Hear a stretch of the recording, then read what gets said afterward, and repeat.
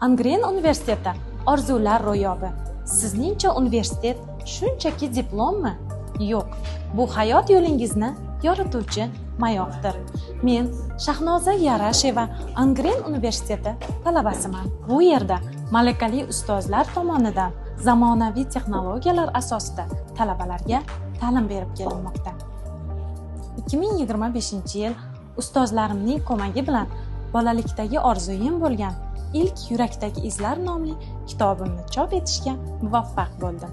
2026-yilga kelib davlatimiz tomonidan yuksak ilm fidoyisi ko'krak nishoni bilan taqdirlandim. Bugungi kunga kelib maqolalarim xalqaro va respublika konferensiyalarida e'lon qilinmoqda.